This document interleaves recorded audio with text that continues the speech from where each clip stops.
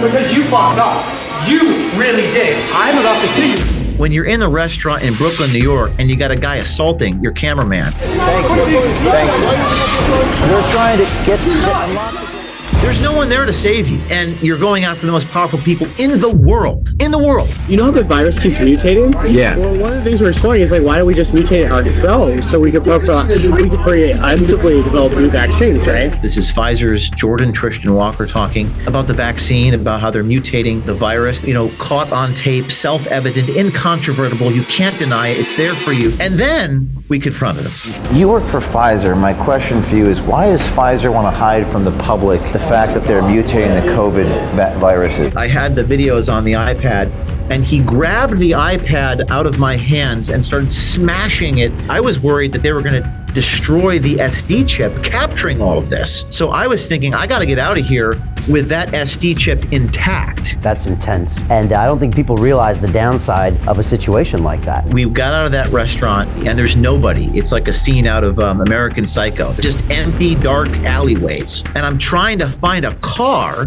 Jordan Walker's blocking the car. Guys stood in front of the SUV so they couldn't move. We're running for 15 minutes with a big gimbal camera, my undercover journalist. I mean, these are terrifying things. I know one of your favorite quotes is, "The line between good and evil runs not through states, nor between classes, nor between political parties either, but right through every human heart." As long as they don't defeat your spirit in each and every one of us, they can literally get everyone around me. They can incarcerate me, they can martyr me. But as long as they don't take over my heart, as long as they don't infiltrate that part of me, then they can't win.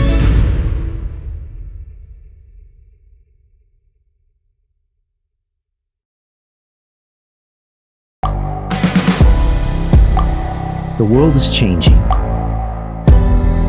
Inspiration is everywhere. It has never been so easy to connect, share, and bring people together. We're learning from others and finding the best in ourselves. Challenging our beliefs. Sharing our vulnerability. Overcoming our fears. Transforming ourselves so we can transform the world. How far can we go? This is London Real. I am Brian Rose. My guest today is...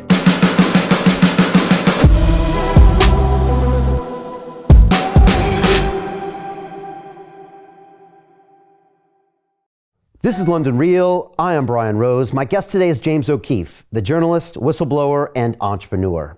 You are the CEO of the O'Keefe Media Group, which you founded after leaving your position as CEO of Project Veritas after your investigation into pharma giant Pfizer that was watched 45 million times in 1 week.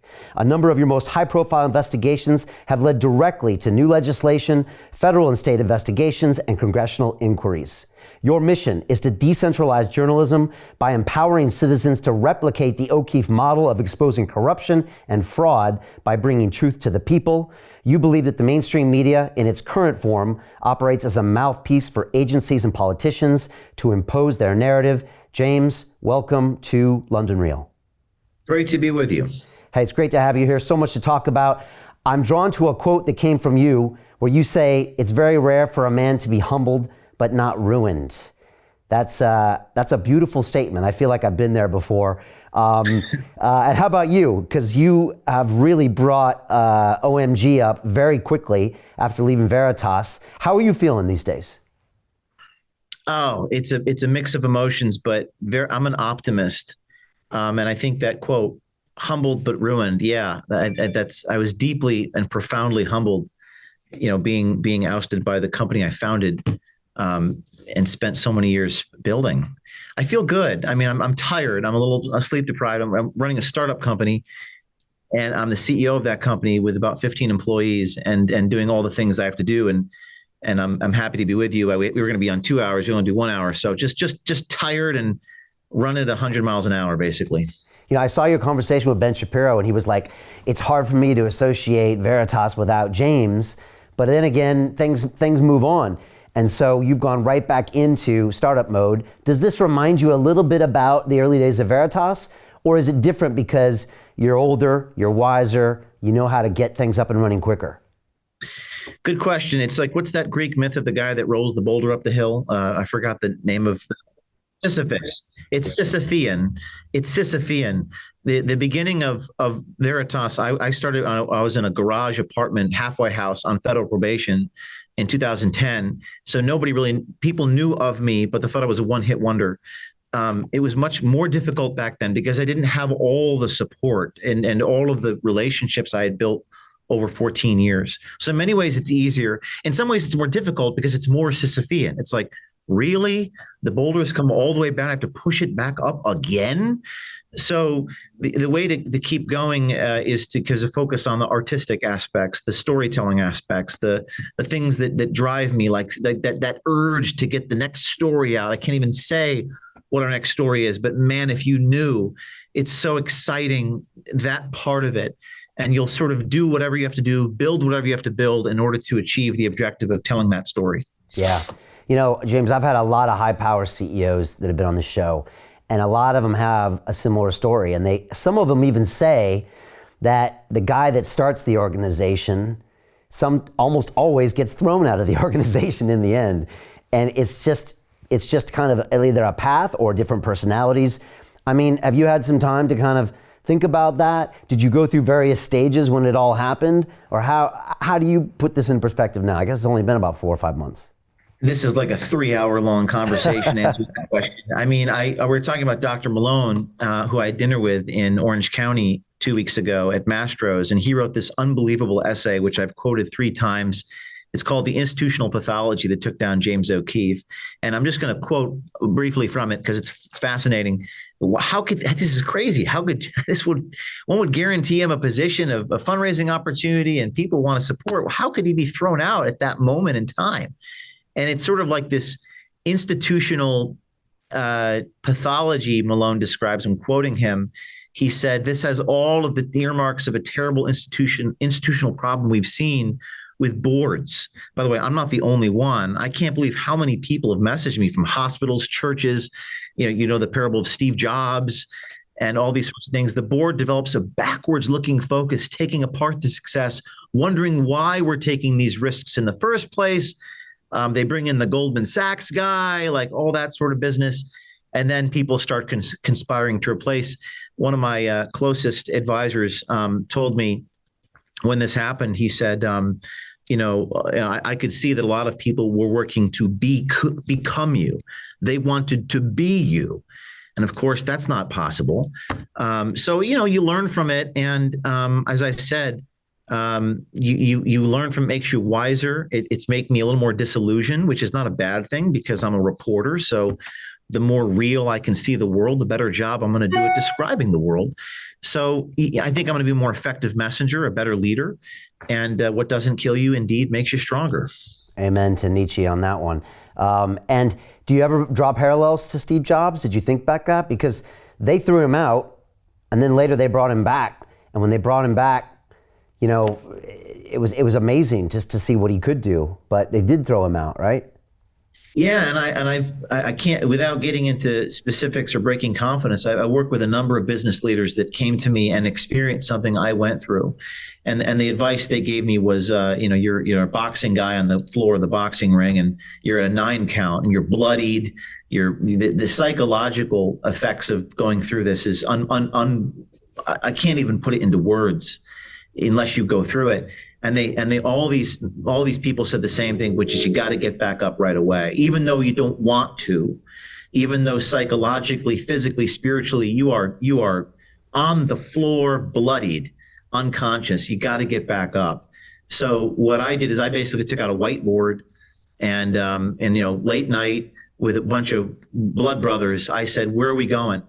And the epiphany that we came to was the sort of decentralizing of journalism, which is that now we have all these thousands of people that are messaging me every day, like, oh, I want to do what you do. And we're sort of leaving those people, how do we empower them? How do we mobilize them? And we came up with this idea of putting it back on them. We can talk about this with OMG's mission. So it was tough because I was on the floor of the boxing ring, bloodied, hurt, but eventually reached a point of forgiveness and what's next, like forward looking. And in some way, this concept of decentralized journalism, which we'll get to, like you'll be able to realize that much quicker than you could have at Veritas, if you ever could have, right? Because now you're lean, you're mean, you can see a vision. Yeah, and to your point about Steve Jobs, who once famously said that, I entered one of the most creative moments of my life. I was no longer encumbered by those weights that you're carrying on your back. So you felt pain, but you also felt kind of like you're a man walking on the moon. When you go through this, the first thing you feel, other than excruciating pain, is a lightness. I don't have to make payroll this month. Like it's just like this wild, the amount of responsibility, all those lawsuits, those are no longer my problems. I feel horrible that those problems exist and they're probably not going to be served. But that's the first thing you feel. And then you feel this sort of lightness on your feet, this agility. And then you're able to direct yourself to whatever your purpose is. And some of the lessons you learned are no boards going forward, and you're going to own it. Yeah, I never really paid attention to I read some people wrong, and that's my fault. I tend to probably think that everyone's out to help me or help the mission of what I'm doing, when we all know wisdom teaches us that obviously not everyone's out to help you. But that's my fault. I learned a lesson there, and I 100% own OMG right now. I want to get into O'Keefe and what you're doing now, and you've already been working on some cool stories. But just to quickly put the Pfizer thing to bed, that was a massive deal. That rocketed around the world, and I think mainstream media didn't touch it. I think when Malone was here in January, he was like, Brian, they went back, they changed this guy's LinkedIn profile, they erased stuff from the Wayback Machine. Right. I was like, what? They can do that? And he gave me a lot of PsyOps insights of what happened off the back of you breaking that story. And I was just wondering, talk to me about some of the big things that happened with that, things you learned, things that maybe weren't even reported in the media. Yeah, that was an amazing story, because we broke the story.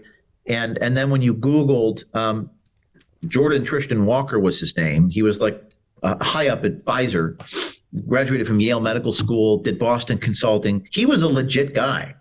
But the first thing that happened when I've been doing this for 15 years, what always happens is you break the story and the media is like, well, we cannot confirm. We cannot figure this out. It's like, well, isn't your job to do the investigative journalism thingy and corroborate this? Like, you want me to corroborate everything? Okay, I will, but they're doing the inverse of that, and they're actually saying there's no evidence to suggest he works at Pfizer. Journalists were actually suggesting there's no evidence because they were not looking for the evidence. They were behaving like ostrich, putting their head in the sand. So we just put it out knowing that he works for Pfizer because we have people on the inside. And the journalists were saying, well, we don't know that he works for Pfizer. And they were scrubbing his identity from the internet. But something remarkable happened. When we put this out on Twitter, and the journalists were saying this, it further created righteous indignation amongst the citizenry who were upset at what I just said they were doing. And that prompted citizens to go out and do the digging themselves. People that went to Yale with Jordan Tristan Walker were posting pictures of Jordan Tristan Walker in a lab coat next to them. Wow. So random people in the thread under my tweet. You had people that found his Boston Consulting Group papers identifying that he was indeed who he said he was. And in fact, he was a pretty established guy. And most importantly, another insider within Pfizer, Debbie Bernal was her name. At the time, she wished to remain anonymous. Debbie Bernal posted internal Teams documents, Microsoft messages, showing the staff chart inside of Pfizer. Debbie Bernal was inspired to go public after my ousting, days after the story. So what I saw transpire was something I've never seen. It was an organic, citizen-driven reporting infrastructure that was corroborating and identifying information that was perhaps incomplete. We didn't have those Microsoft documents until Debbie Bernal came forward. So that led me to go, whoa, what if I just posed questions on Twitter? What if I didn't have all the answers? And you have this invisible army, this populist journalism citizen army. That was really eye-opening for me. Wow, that's beautiful. And that is the future, you think, of this decentralized investigative journalism? Yeah, because particularly with undercover work or any type of investigative journalism is you have to be close to the scene of the crime. You have to have access. And, I don't have access to these institutions only by virtue of the fact that I have a reputation to be trusted. But you have to find people who are on the inside, and you have to get those people to trust you. And the bread and butter of investigative reporting is trust, protecting your sources, telling this story truthfully. So the future is no institutions with boards like Vanguard and BlackRock and this and that.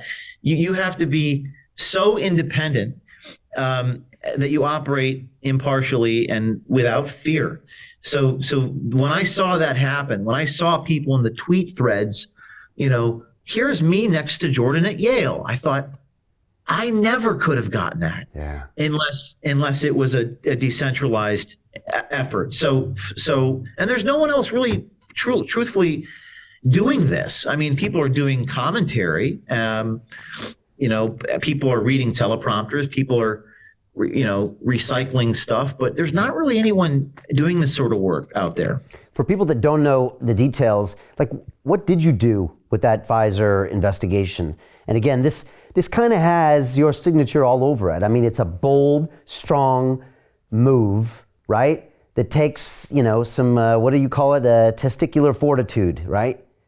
Yes, testicular fortitude. Talk about what you did and what you need, maybe the ethos you need to have in your organization to do what you did, because some people criticize that, but also you made things happen. You showed things to the world because of what you did. Can you just speak on it?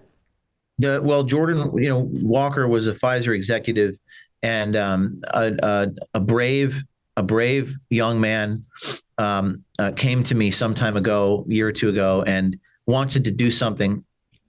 And that person now works for me, by the way, at OMG.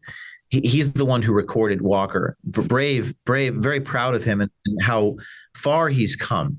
Doing this sort of work is not easy. It takes a lot of different skill sets. So think of like a Venn diagram, overlapping skill sets. You have to understand the law. You have to understand technology. That is how to operate the equipment. You have to be a good improvisational actor. You're questioning people live. You only have one take. It's on camera. You have to be ethical. One of the things they say about us is that I'm not ethical, but that they accuse me of what they're guilty of. They accuse me of doctoring tapes. We don't doctor anything. And you have to have all these skill sets in one person. So the guy that recorded this, very brave person, met with him and built a rapport with him and got him to open up about the vaccine, about how they're mutating the virus. This is Pfizer's Jordan Tristan Walker talking.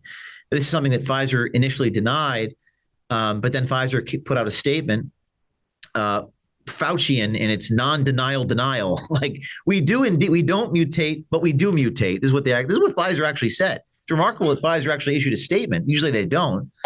And they also said that this is Walker talking about the virus originated in the Wuhan lab, which is something that Pfizer would never say publicly. And they also was so narcissistic and, this is bad for America, but good for us. It was like a Saturday Night Live sketch of a stereotypical Pfizer executive if you and I were to script it. And it was laid bare and so honest. And you can see his face and his lips moving. And that's really what we're all about, which is sort of cinema verite. Caught on tape, self-evident, incontrovertible. You can't deny it. It's there for you. And then we confronted him. And it was like Chris Hansen, To Catch a Predator, where he says, is this seat taken? That's sort of what I do. Chris Hansen famously used to catch the predators and then sit down and they're in shock. And this guy goes to the 5 stages of grief in 2 minutes. If you haven't seen it's this. Intense. It's intense. Yeah. That was just as important to watch somehow as what you caught him saying, right? Was like the reaction.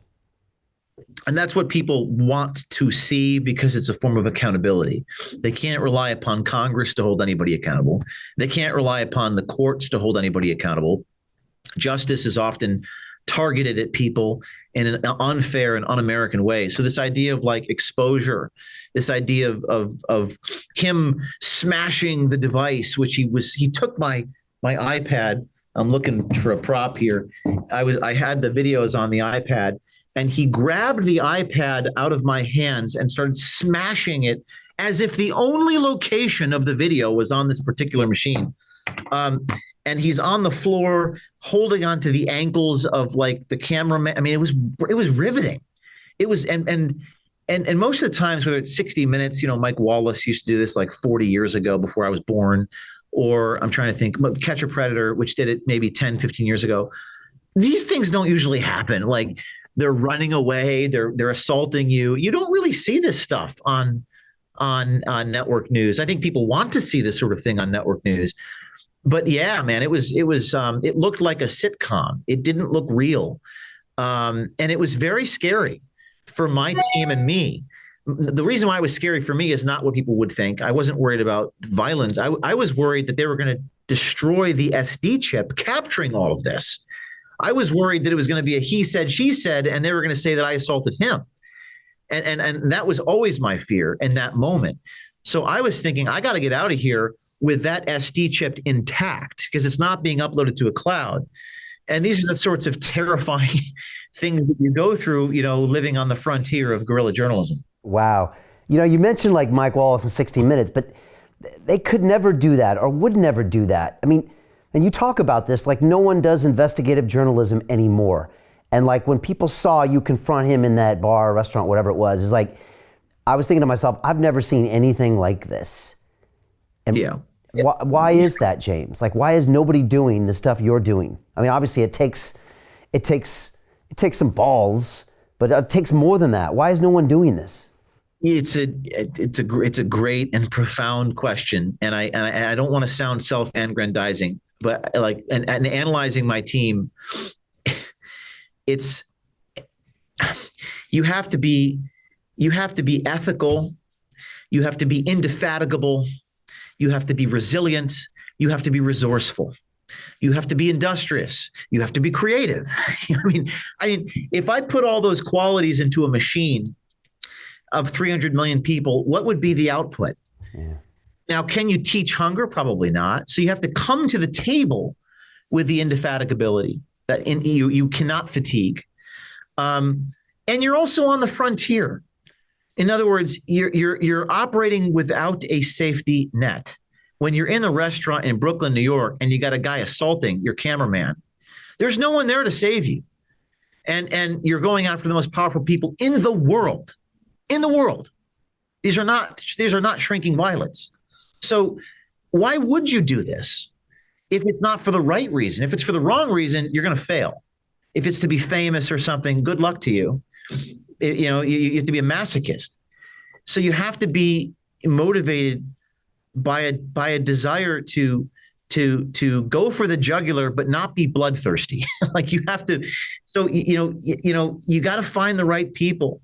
That's the first thing. And I mean, when I go back to that moment and many other moments like it in my life, where it's felt like I've been operating kind of without a safety net. I'm a spacewalking astronaut untethered without an umbilical cord, not knowing if I'm going to land on my feet. So I'm like, are they going to, the NYPD is on its way, by the way. Sirens are blaring. We know how that goes.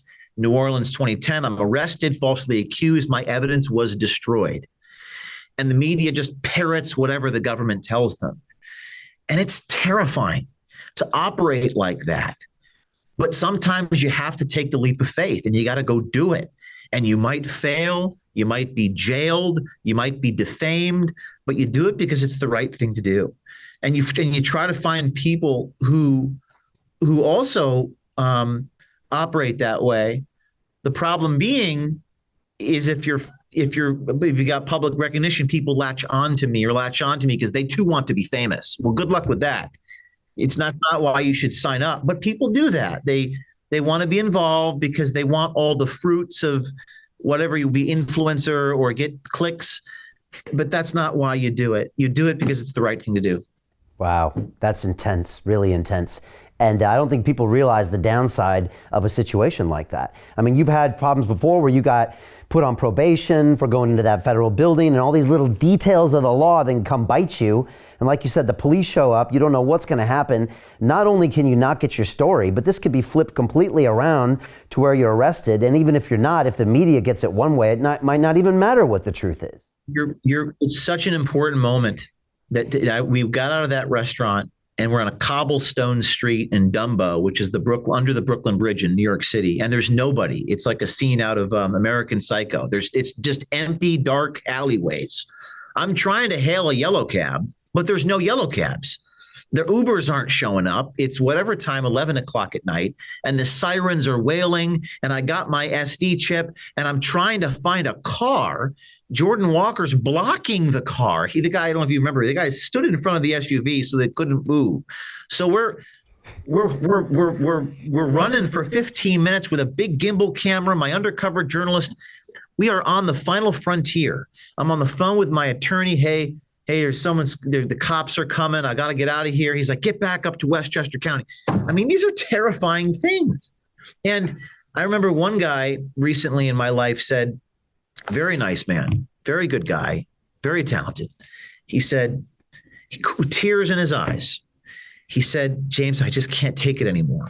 He said, I just can't take it anymore. I don't want to be at war. I can't do this anymore. There have been many anecdotes like that in my life. Good people, solid people, God-fearing people, moral people. They say, to hell with this. To hell with this war. I can't do this. Some of them have families, some of them don't. So there comes the Churchill line about never giving up and about being resilient and about keep going, which is the hardest thing to do. Yeah, amen to that. I'm so glad you kind of showed a little bit of what it is behind the scenes. And yeah, when I watched that interview, I was thinking, who's the guy on the other side of that camera? Because, I mean, I've gone to film things in crazy locations where we have one take, but that's a tiny percentage of what you're doing there. And it's all down to that one guy, and he can screw it up. He can lose his faith. He can softball it, right? And not get him to say. There's so many problems that can happen there. So you get out of there that night. What happened afterwards? And was it bigger or smaller than you thought it was going to happen on the back of it? We got back to headquarters in Mamaroneck about maybe 11:30, and everyone came back to the production room. There's actually a video that exists of us watching this encounter, and it was like the Super Bowl. People were jumping up and down in the production room, crying tears of joy that we had pulled off this insane, riveting, truth is stranger than fiction sort of episode. I was hugging my colleague. There was 15 of us clustered into this edit bay back at headquarters. And I said to my editor producer, I said, God, I don't envy you having to produce this, but there was so much adrenaline and there was so much cohesion on the team. This is January 26th. There was so much adrenaline and cohesion that I think they produced the piece overnight and it was ready tomorrow morning. And I remember thinking as an editor, gee, it would take me 7 days to do that justice, but there was just, we were flowing. And that was the pinnacle. That was the apex of everything that I had built, or we had built over the course of 14 years. And then a few days later, I was ousted from the company. Man, that's really intense, James. I mean, it's going to make a great movie one day. You know that, right? That's what people tell me. We'll see. The last thing you want to hear when you're in the middle of it.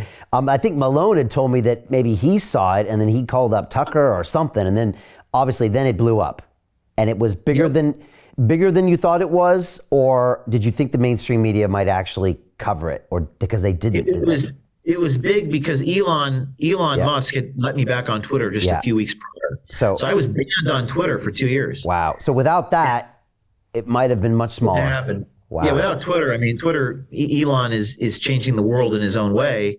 And Twitter is the main distribution mechanism for what I've done over the years, particularly recently. So without Twitter for 2 years, I mean, it was like the dark ages. We had to put stuff on Telegram and get people to distribute by proxy, download the clip on Telegram, upload it into their Twitter.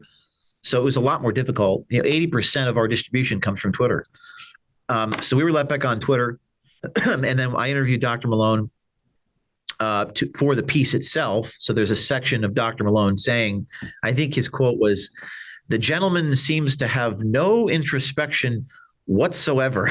So we put that in the piece. And then Friday night, Pfizer responded. Yep. Wow. Is that done? Is there more to do with Pfizer going forward, or I guess maybe you couldn't say? Yeah. Oh yeah. I mean, first of all, Debbie came out in on stage with me in March. Very inspirational. She said that she was targeted. They had vans parked outside of her home. She was worried for her life. We did a fundraiser for her.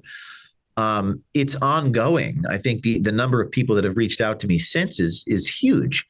And the thing about investigative work is that it takes a while. I mean, I was tempted to release something just yesterday, and I held it because I wanted to get more evidence, more corroboration. It's always a question of, well, when do you publish? And I think that broadly speaking, at OMG, I want to publish sooner rather than later. But it's always that balance of, well, if I publish this, it's going to burn my ability to get more and more and more and more, because I want 5-part expose, not just to drop in the bucket, knowing that our enemies are going to cover their tracks and say it's isolated and dismiss this guy or that gal.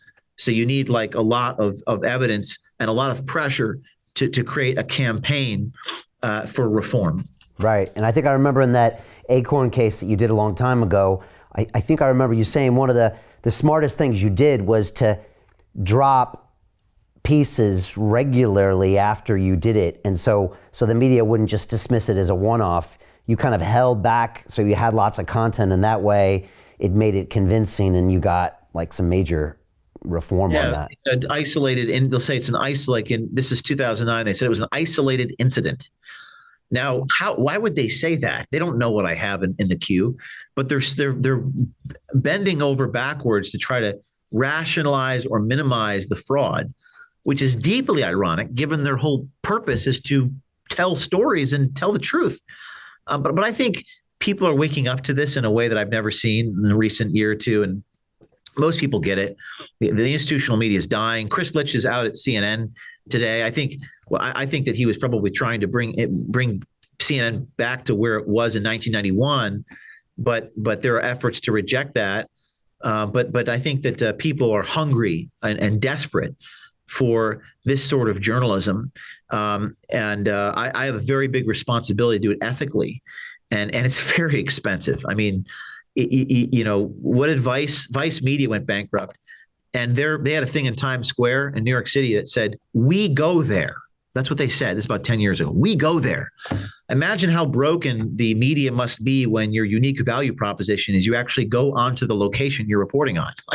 Like people just don't do this anymore, and so it's very expensive. It's a big responsibility to do it the right way. And I think the sky's the limit. I think that we're going to be more successful than we ever have been. So tell me some plans right now for O'Keefe Media Group. I know pinned on your Twitter is you've been doing some interesting investigations on John Fetterman. I know you doing some stuff with ActBlue and Fox News. I guess Twitter is your medium, and you contest that the mainstream media is never going to be involved with this. But they actually see you almost as a threat, right? They see you as like, we don't even want to support what he's doing, and they just want to read their teleprompters. It's a very interesting question that requires some speculation. I actually did a story. We did a story a year ago that another girl that works for me now, young woman who recorded a principal in Connecticut who was saying that they don't hire Catholics. And I can remember this one. She said, "We don't hire Catholics. We discriminate." I mean, this is against the law. He was fired from Greenwich schools in Connecticut. Jeremy Boring was his name, Cobb, Connecticut. And we did this story, and this local anchor in Greenwich, I'm trying to remember the name of the local News 12, New Jersey, News 12, Connecticut, News 12, came up to me and interrogated me in front of the school. And this is the guy on tape, Jeremy Boring, who's talking about discriminating against people due to their religion. The governor of Connecticut came out against what he said. These are all Democrats. The U.S. Senator Richard Blumenthal was praising my work. That's interesting. And this anchor was assailing me. And there was a little crowd that formed around this. There's a little crowd that formed around the school. And what everyone said to me afterwards is, James, this guy, he wants to be you. He's upset that he's not you, but he secretly wishes he was doing what you're doing. Again, not a psychologist. That's Dr. Malone's field of expertise, but I think that says a lot. Yeah, I think you're right. Which is weird. And so then they ignore it, and then they subconsciously want to discredit it, even though if they got a tenth of the scoop, they would be putting it on the front page and they would feel great, right? Yeah, it's a psychological. Again, this is not my area of. It's almost like you need a subject. You have to ask a subject matter expert about this, because this is not my area of expertise. But it's wicked. It's vindictive. There was one journalist named Laura Jadid who wrote a piece for Rolling Stone about this, and she's actually she's a left winger, but she's an honest liberal, and I have a lot in common with her. In the same vein as perhaps RFK Jr., who I interviewed last week. And Laura said, James, you hold a mirror up to people and they don't like what it is that they see. They don't like the reflection that they see in themselves. With what you did, like, for example, Connecticut, that News 12 reporter, just lashing out at you because he's stuck in this horrible position that he's in where he's not able to do what you do.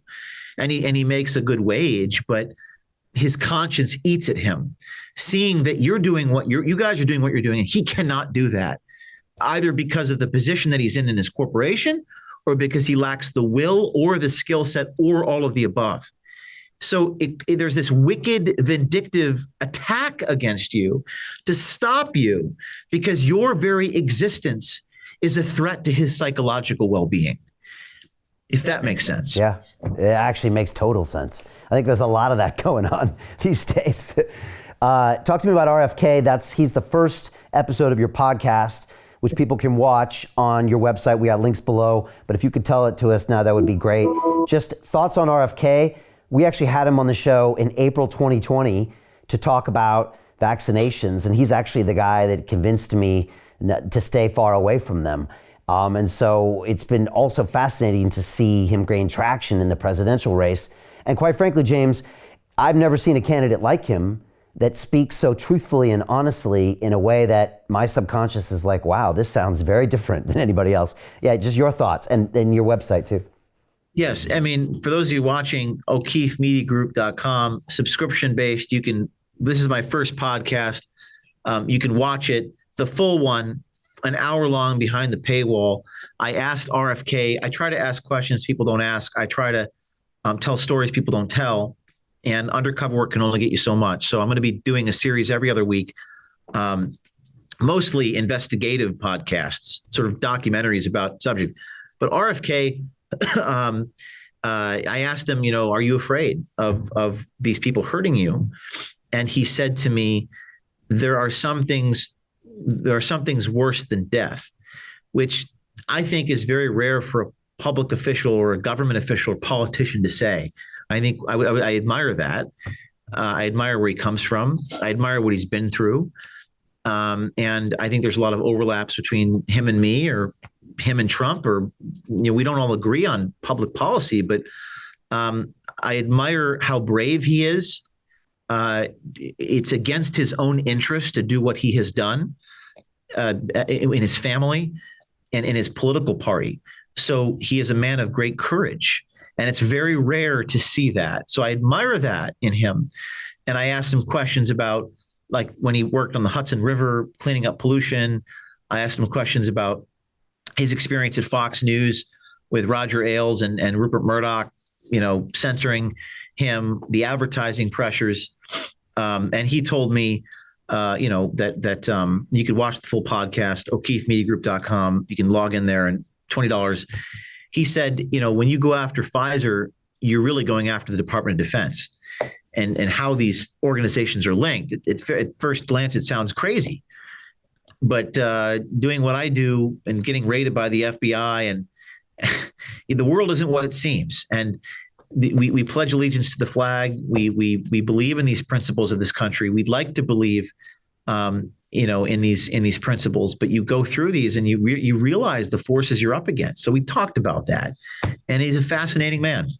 Yeah, he really is. He really is. I've been deeply impressed by him, but he was so blocked out from the media, and the anti-vaxxer and all that was so hard against him in the last 2 years that they literally kind of silenced his narrative. But now that he's running for president, I feel like more and more people are actually listening to him and realizing that, wow, there's a lot here. He did a Twitter Spaces with Elon the other night, and I could just feel people hanging on his word, and I could feel, maybe I'm wrong, but I could feel everybody thinking, God damn, this guy is really well versed and really understands the intricacies of government over the past 40 or 50 years as like a historian, even to a certain extent.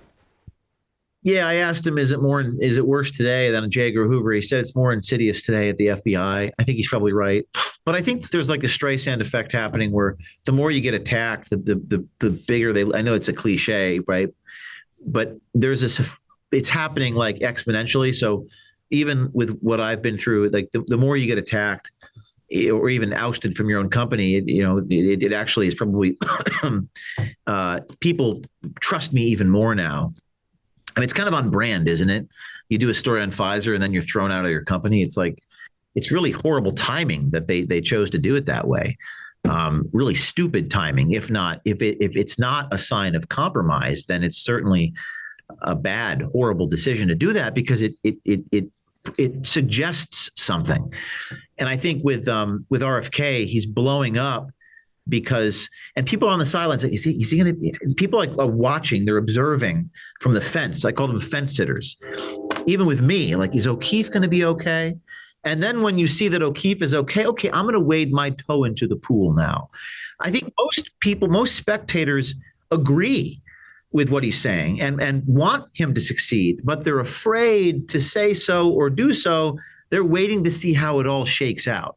And what's happening in society is the more these people are attacked and targeted and censored, the more they're helped, trusted, respected by the Vox Populi, as Elon Musk says. Yeah, I think you might be right there.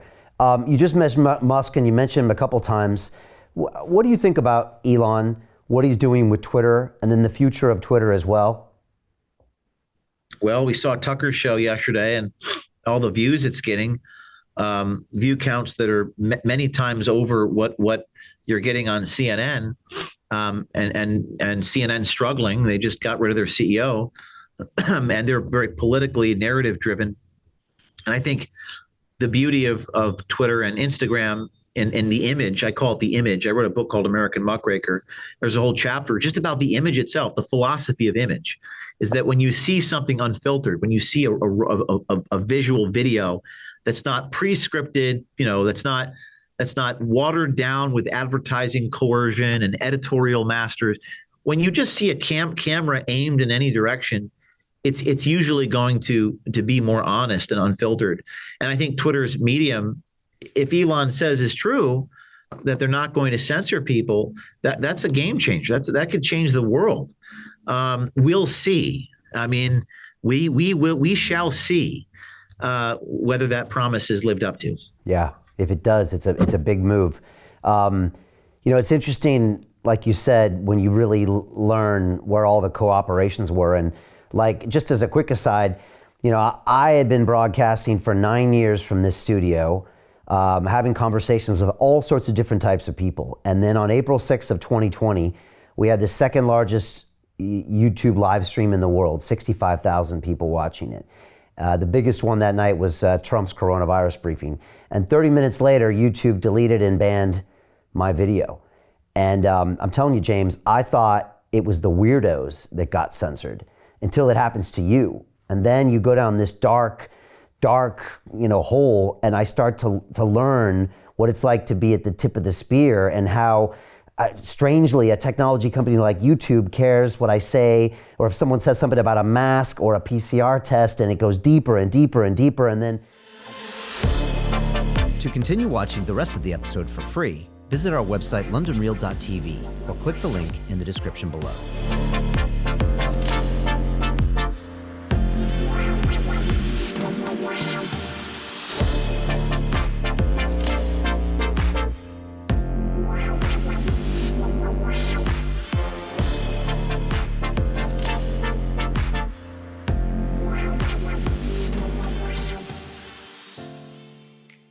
So Jim Rickards has just recorded a video that's not available to anyone in the public, and he's going to be talking about how this upcoming recession is going to be fast, it's going to be bloody, it's going to be nasty. But at the same time, he's going to show you how you can position yourself to profit from all of this chaos. Now, we've made this video only available to our viewers. Go to londonreal.tv/Jim. Watch that immediately. I can't say enough good things about Jim Rickards. He understands the global economic system better than any guest I've ever had on London Real. His predictions are almost uncannily true, and you can learn how to profit from his vision, from his expertise, and his understanding of economics. So go to londonreal.tv/Jim or click the link below. It's an excellent, excellent look on what's going to happen in the future and how you can position yourself to profit from that. Jim is one of the best in the business, one of my favorite guests on London Real. And he's very, very good at predicting the future and showing us all to profit from it. So click the link, and I hope you enjoy.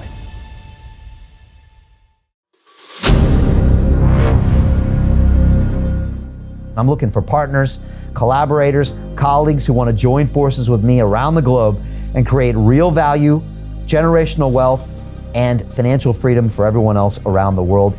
Get involved in the cryptocurrency markets, get involved in the NFT markets. This is your moment. Life all comes down to a few moments. Don't let this pass. Now it's not too late. Next year's going to be too late. Ultimately, this is about freedom. That's the way I see it. This is about giving power back to the people and enabling billions of people worldwide to use the financial markets to improve their lives and those of their friends and their families and their communities. Honestly, I think it's a violation of human rights not to allow people basic access to financial services. Because right now people are being kept in the dark, they're being robbed of education, and it's a travesty. And so I'm looking for people that want to join me and be a part of this solution. And that all happens inside the DeFi Academy. The gains my students are making are absolutely amazing. Double, triple digit gains in the first month alone. That's amazing. This will change your life. Now is the time to get involved. I'm going to tell you exactly how my students in my academy made money in the last 30 days. I'm talking about real trading results. And let me just whet your appetite a little bit. Let me hit you with some numbers. I'm talking Brendan from New Zealand is up 68.77% on the month. Steve from Europe up 83%. Albert in Singapore up 169.9% on one single trade. I got Susan up 153% on her call options alone, also rocking 139% returns and 442% returns as well on individual trades. These are people that are changing their financial future in the last 30 days, but it's based on trading discipline. I've graduated over 500 students from inside my academy from over 54 countries around the world. It's amazing. When it comes to crypto, DeFi, and blockchain, we love this space. We truly believe it's the future. This is down to our core. It's authentic to what we're doing, and everybody can tell through the camera because you can't make this stuff up. If you're watching me now, wherever you are, I implore you, take 60 seconds right now and join my academy. Apply today. Now you've got a chance. Life all comes down to a few moments. What are you going to do? What's the choice that you're going to make?